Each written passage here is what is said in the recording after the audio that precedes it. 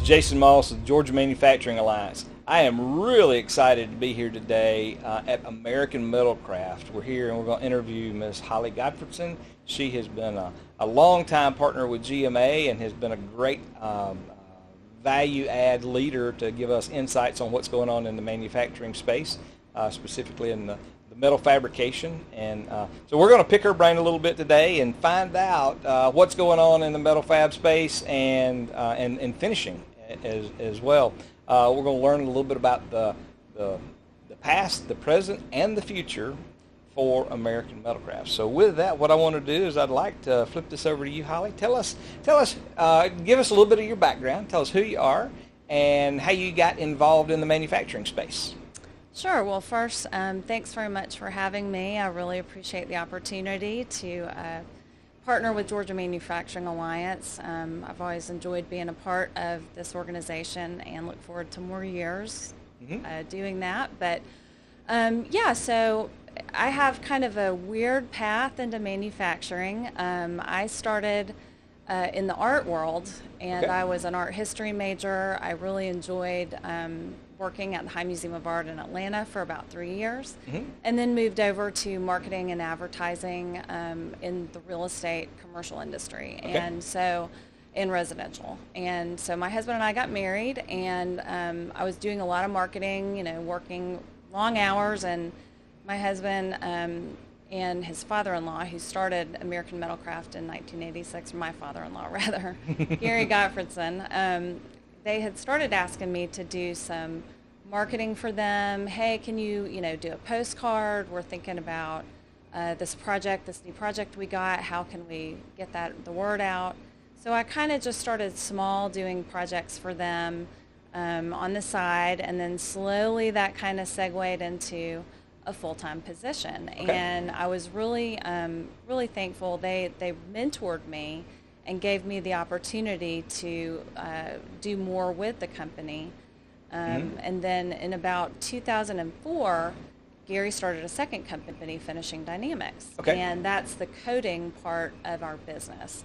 And two separate facilities, shipping between the two in 2007, 2008. A little bit of a difficult economy there in construction, and so we combined facilities, and I became more involved in the companies and started learning more about the process. Now I could see all the production together, and I got really the full scope of all of our capabilities and really understood the process from start to finish, and really enjoyed that. And then in 2017 I decided to be a permanent part of the companies, and I purchased American Metalcraft from my family. And so I'm very excited to be a second generation owner and part of two really great companies. Nice.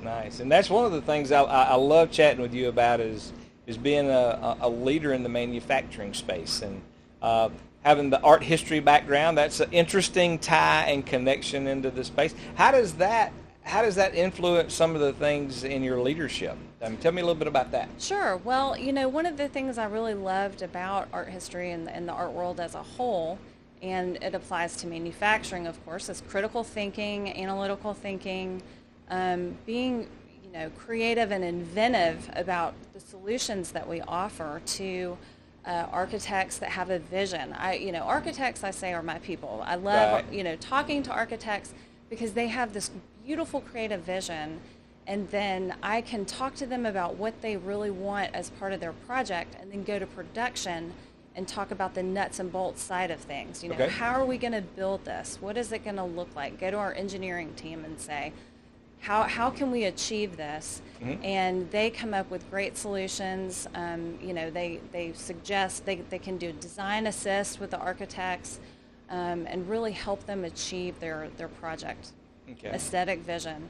And so I really enjoy that side of it. And plus what we do is so artistic, and I never knew that. I never was really exposed to manufacturing in the construction space until I got married and started learning more about the business. And it's just, there's artistry in what we do. We're able to create all kinds of different shapes, forms, products with metal, and creating that along with all these endless color options we have in PVDF Kynar paint is huge, and Okay.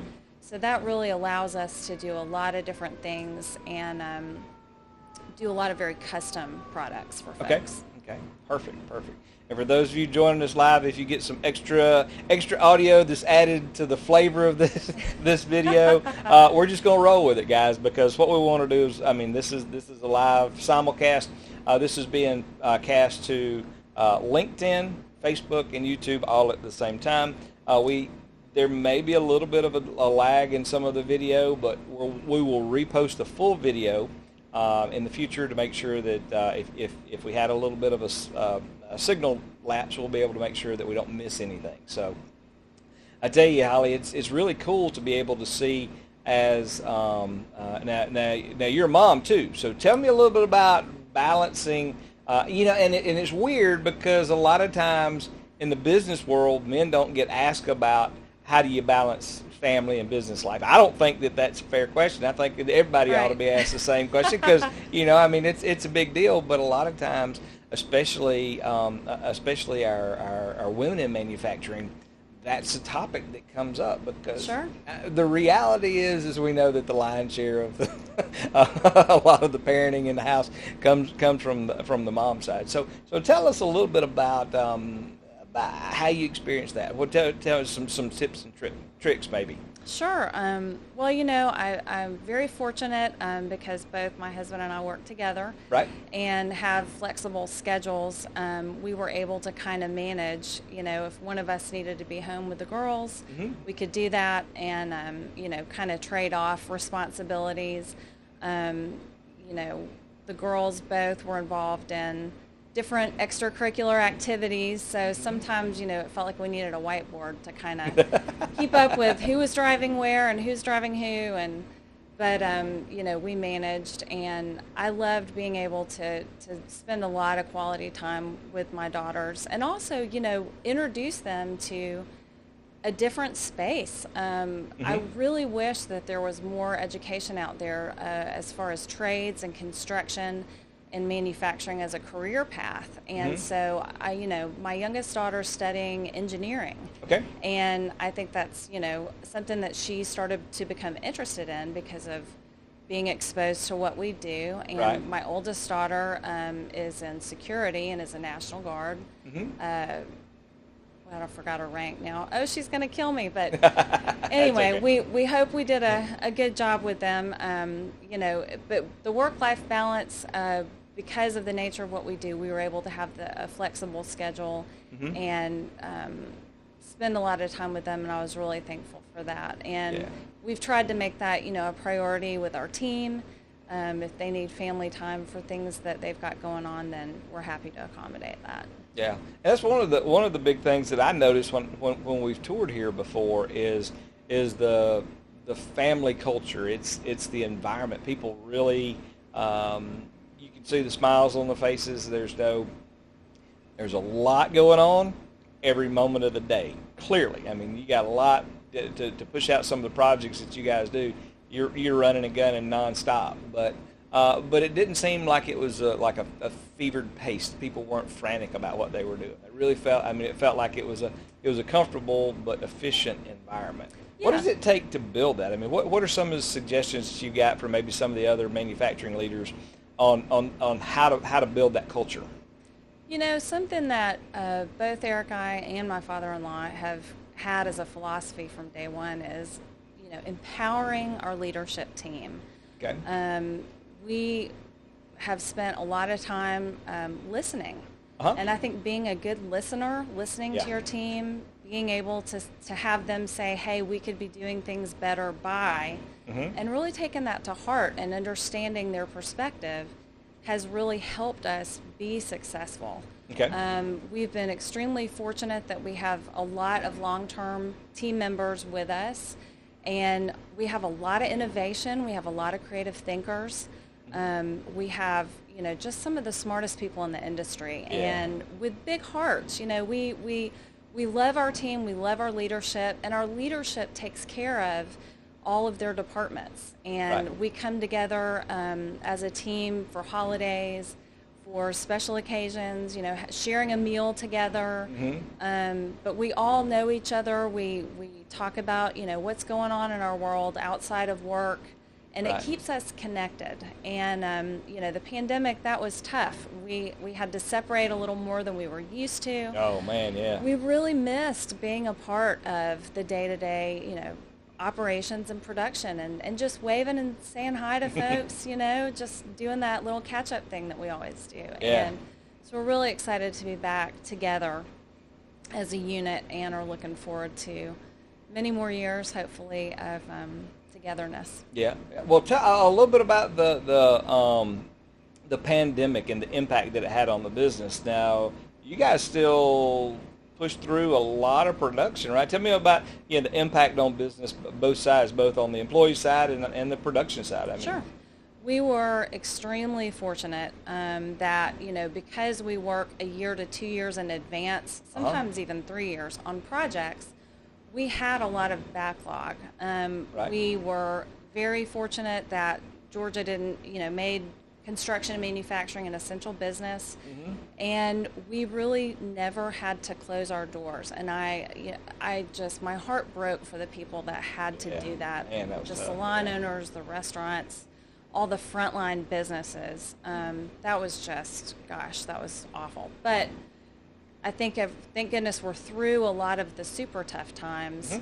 Mm-hmm. We finished up a lot of our backlog last year, and because we work in advance, we saw somewhat of a slowdown first, second quarter of this year. Mm-hmm. We talked to other people that are in our space, and the architects put their pencils down for a little while last March, Yeah. April, May, and Yeah. so now we're starting to kind of see the effects of that. However, a lot of projects that were delayed last year are starting to get released. Mm-hmm. Things are starting to move and pick up, so we're really, really excited about where we see things going now and for the rest of the year.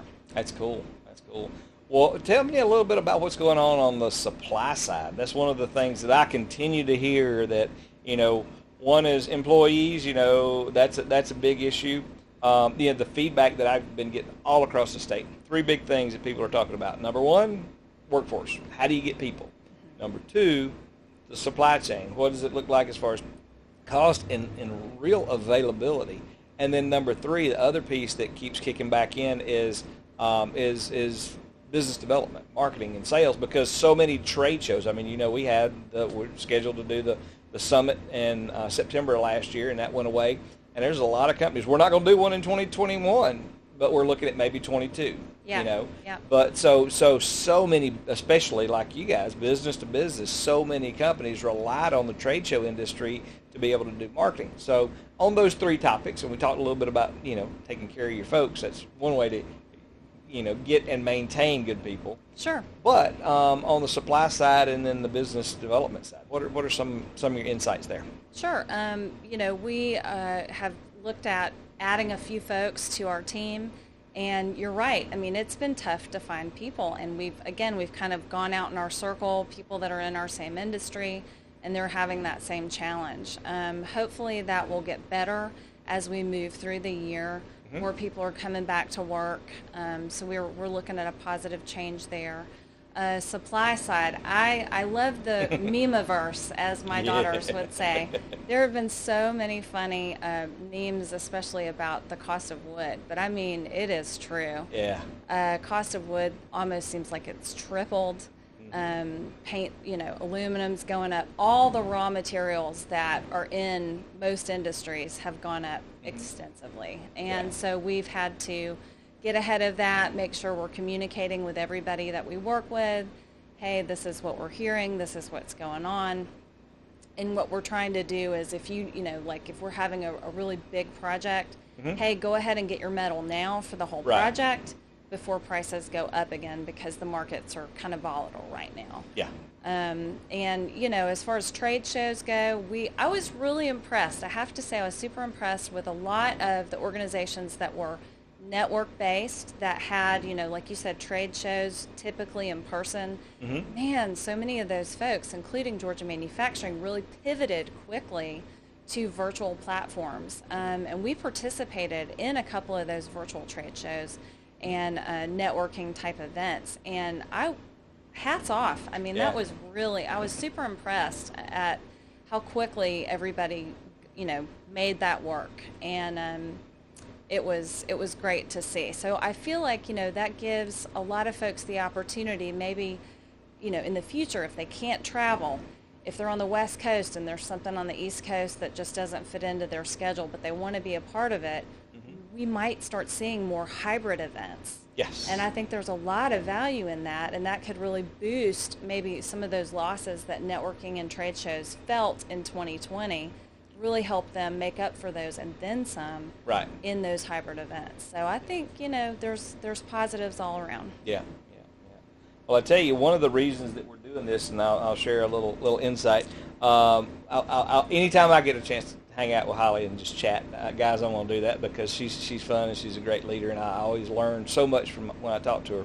But the other reason that we're out today, and you guys have seen a lot of posts probably already and got invitation to listen to this live broadcast, and the recorded one that'll be coming out soon, is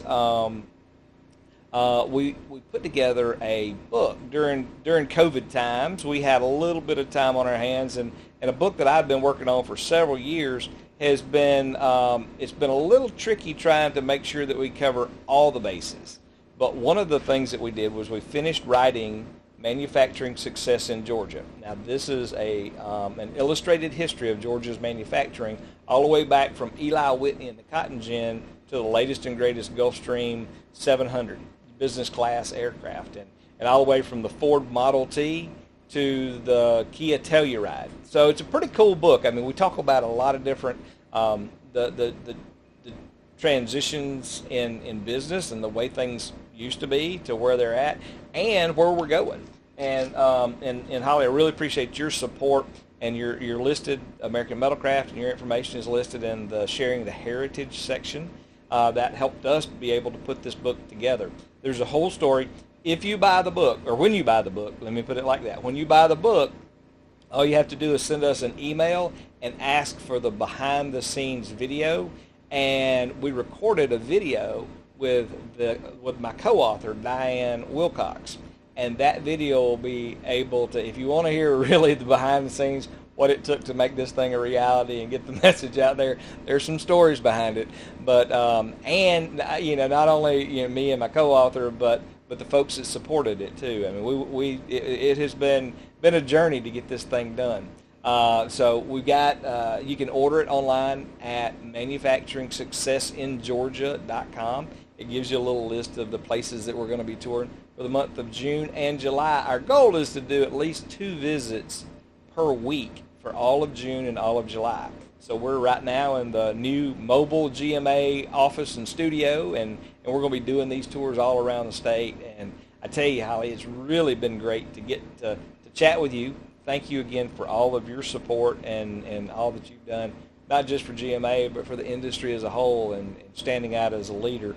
And what would you share with folks that they're thinking about? Part of the reason that we're doing this, of course, we're going to be promoting the book.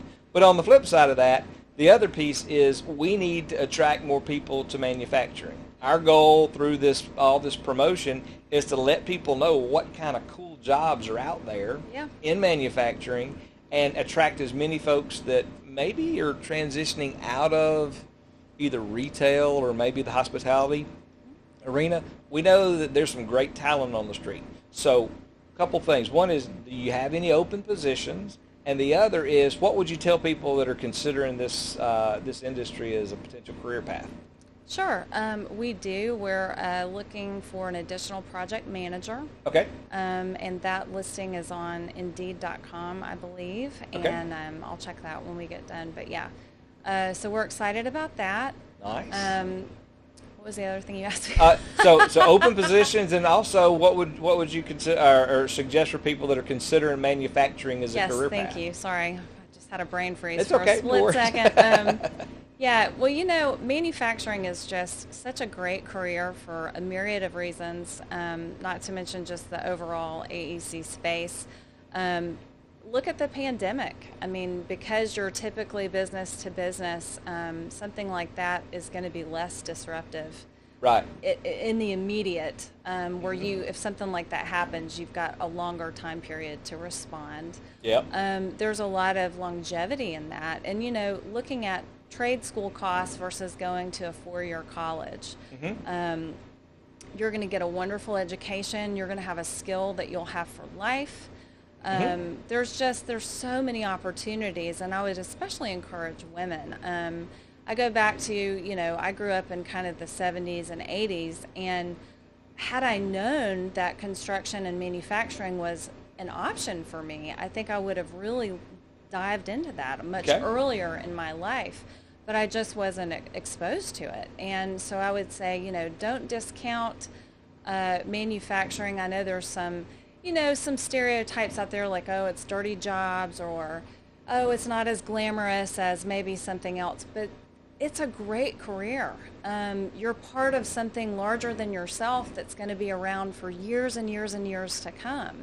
I mean, looking at the 14th Street Bridge, looking at the National Marine Corps Museum in Quantico, look at Fort Bliss. I mean, we had a hand in all of those projects, and it's really a wonderful feeling to see a picture of that, or to know somebody that's worked in those buildings, and you talk about that and being a part of their environment. I mean, that's a great thing. And so I think it's a wonderful opportunity, and I hope more folks consider that. Yeah, that's a great point. I tell you, I love that. When you look at something that's permanent. There's so many things in life that we live in a disposable society, and my dad was in construction, and growing up, we would drive around Atlanta, and Dad would point out the buildings that he had a hand in. He was in construction superintendent. He was also a Southern Baptist preacher, so that kind of explains some of the things you might be asking about. But it was fun. It was always fun to go around with him, and he could point out and say, these are the buildings that I helped build, and they're still standing today. But for you and your entire team to be able to say, hey, we had a part in putting that together, and it's still standing today, and it's that's cool. That's cool to be able to have that kind of heritage to share. Absolutely. And again, like when our daughters were small, that was kind of how we explained what Mommy and Daddy did, was we were able to point out things, because you think about kids, if you say the word engineering, it's very far-reaching. What does that mean exactly? But when you can point to something and say, this is kind of what brought this into fruition, that's powerful. Yeah, we did this, and we were part of making this a reality. Yeah. That's cool. That's cool. Well, I tell you, so in the future, so we've talked about the past, kind of what got us to here, what's going on right now. What do you see? Have you got any big projects you can share with us that you're working on? Any kind of cool things that are out there that we need to keep our eyes on? Yeah, we do. We have several projects in the works. I can't get into specifics, but we are very excited about a lot of those. Excited for the future. Still doing our architecture classes for AIA credit with architecture firms. We've had a really good response on that. Okay. The future looks very bright. I'm very encouraged by what I'm seeing, and we're looking forward to a very successful 2021 and even more successful 2022. Cool. That is awesome. That is awesome. Well, I really do appreciate your time today and sharing with everybody. Absolutely. This has been, again, it's thrilled to be able to talk to leaders that know what they're doing and making a big impact. And hopefully we'll be able to come back out and tour. Some of the stops that we're making, timing just didn't work out for us to do a tour this time, but maybe in the next few months, maybe we'll be able to come back out and see some of the active projects you're working on. Yeah, so that would be great. That'll be fun.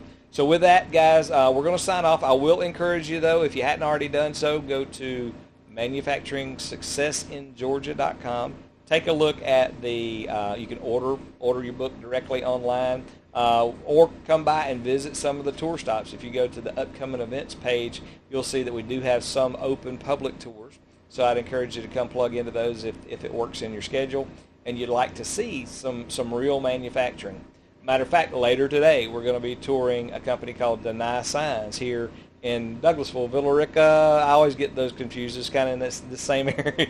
But we'll be touring them today at 2 o'clock. So we're going live at 1 with an interview with Mark Denai, and that'll be fun as well. So keep your eyes and ears open. It has been another great day, and again, Holly, I can't tell you how much I appreciate your time today, and we'll look forward to seeing you at upcoming events.